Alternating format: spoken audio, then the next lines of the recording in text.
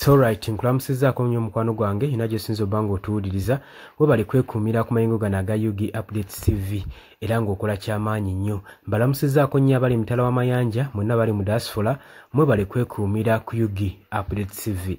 Wakati ng'eggwanga liri ku bunkenke, wakati ng'abopposition bonna bali ku bunkenke, nga balindiridde olunaku olw'enkya Parliament wegenda okuddamu okutuula okulaba nga bakola second hearing eya UPDF amendment bill eyagala okubanga eyisibwa ew'omwaganya UPDF okusobola okulaba nga ewozesa abantu ababulijjo ba civilian mu military court. Kitegeeza ki nti kati tuli mu system egoverninga gye bayita martial law gye tugenda maaso n'okubanga tutambuliramu. Kitegeeza ki nti bwe tuba nga tutambulira mu martial law kigenda kubeera kizibu nnyo mu Parliament okuvaayo ng'ebbago lino tebaliyisizza era tulina kwesabira wakati ng'eggwanga liri ku bunkenke nga opposition bali ku bunkenke bonna bonna.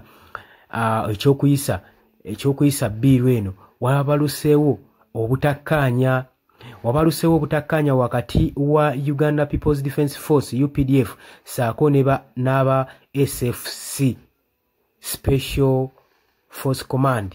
Jukira nti nno bano aba SFC bebagenda maaso n'okubanga batambulira ku mukulembeze w'eggwanga era nga bebakuuma ku state.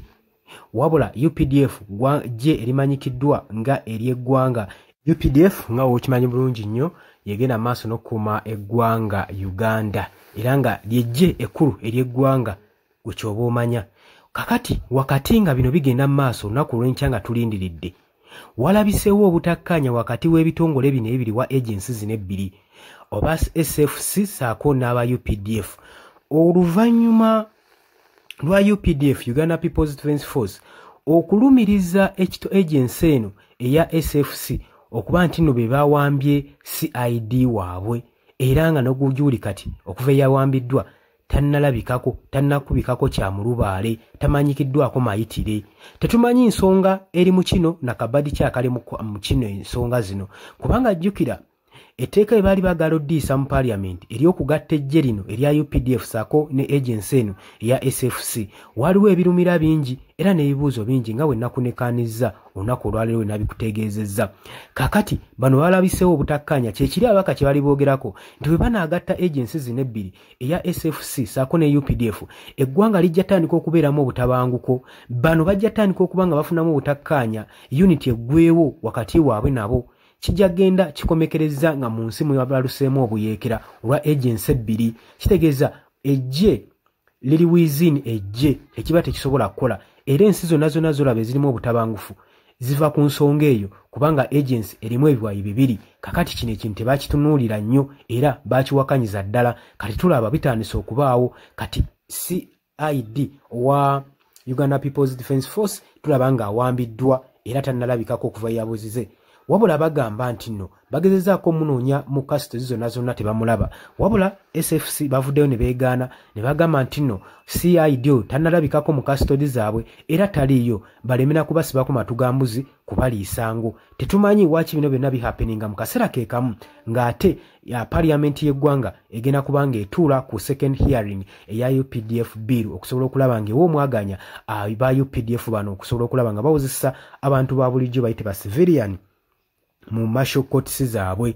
Newankubadde Supreme Court yagaanye yakigaana dda era neerabula mwami Yoweri Kaguta Museveni aleme twalira amateeka mu ngalo era ng'emugamba no one is above the law. Newankubadde ne President w'eggwanga Supreme Court kikikakatako okubanga ebatangaaza n'okubakugera biki byatasaanidde kukola. Wabula yo Supreme Court egamba nti just martial court it's a disciplinary committee era nga disciplinary committee erina kudiiringa n'abantu baayo bakirayantisi baayo beina okudiiringa nabo era beemaje. Tebalaba nsonga waaki bagitwalamu abantu naye okusinziira ku force ne ku speed etteeka lino gye liddusibwamu mu Parliament okuyisibwa kyandibanga emberenge yagaze kyandibanga embizi yawalampye edda omuzikiti gwe mukwano gwange ali eyampuliriza. Ebintu birungi si birungi era etteeka lino tuweewuunye nkya nga forcefully liyisiddwa mu bukake mutali bwagadda. Jukira nti nno aba opposition bagenze maaso n'okufunayo ka meeting olwaleero basala amagezi basalewo bakiike mu Parliament tebakiika naye bagende tutakiike bano batusinga obungi mu namba. Katugende tukozesa ekyansi yaffe n'ekifo ekyatuweebwa tusobole okuba nga tuwakanyizibwa eyo tuwakanyiziza eyo etteeka lino lime kuyita sobola kubanga naffe tuwadaawadako gwe mukwano gwange ali eyo ampuliriza. Oli ku Yugi Update Civic Sinzo Bango tuliza bale kwekumira ku mayingo gano habula gwe tanatwegatako kira wansi waliwo ekigambo subscribe kikoneko oberenga otweyunako mbagaliza ekire